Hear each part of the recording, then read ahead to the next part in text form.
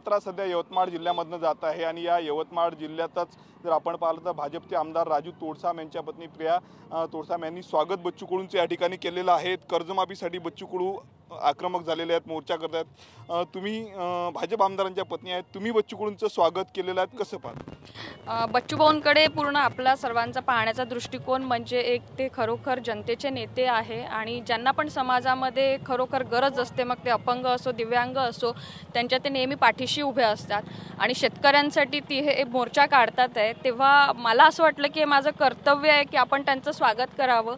नक्कीच मी भाजप आमदारांची मिसेस आहे, पण माझं स्वतःचं सुद्धा एक स्वतंत्र मत आहे आणि मी सुद्धा लहानपणापासून सामाजिक कार्यामध्ये सक्रिय आहे। त्याच्यामुळे मला मनाला वाटलं की मी बच्चू भाऊंचं, कारण अगदी आमच्या मतदारसंघाच्या शेजारून ते जातात आहे आणि प्रश्न हा शेतकऱ्यांचा आहे आणि मला वाटतं की नेहमीच आपल्या यवतमाळ जिल्ह्यामध्ये शेतकऱ्यांचा प्रश्न हा ऐरणीचा प्रश्न राहिलेला आहे। इथे आत्महत्याग्रस्त जिल्हा म्हणून या जिल्ह्याला ओळखलं जातं आणि मला नक्कीच अपेक्षा आहे की बीजेपी सरकार तर शेतकऱ्यांसाठी नक्कीच योग्य ते निर्णय घेतील, चांगलं काय ते करणारच आहे। लवकरच त्यांची हे पण होईल, कर्जमाफी पण होईल, ही पण माझी अपेक्षा आहे।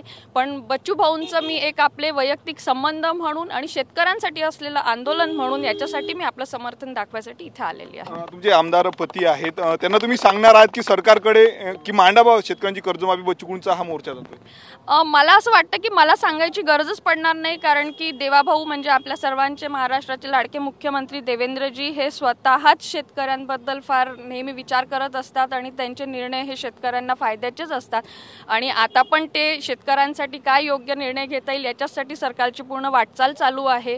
विधानसभेत सुद्धा काही ना काही आता अधिवेशन चालू आहे सध्या आणि या निमित्ताने सर्वच आमदार लोक आपल्या शेतकऱ्यांसाठी मुद्दे मांडत आहे आणि त्यांची पत्नी म्हणून, आणि ते स्वतः पण शेतकरी पुत्र आहे, स्वतः शेतकरी आहे, त्याच्यामुळे त्यांना सुद्धा शेतकऱ्यांचे लवकरात लवकर प्रश्न सुटावे हे एक महाराष्ट्राची एक सर्वसामान्य जनता आणि महिला म्हणून माझी सुद्धा इच्छा आहे। बच्चू कडूंचं जे पदयात्रा ही शेतकऱ्यांच्या कर्जमाफीसाठी आहे, शेतकऱ्यांच्या समस्यांची देखील आम्हाला जाणीव आहे, त्याचमुळे बच्चू कडूंचं स्वागत केल्याची प्रतिक्रिया जी आहे ते प्रिया तोडसाम यांनी दिलेली आहे। कॅमेरामॅन दहा तोंडे मी स्वप्नील उमाप, TV9 मराठी, यवतमाळ।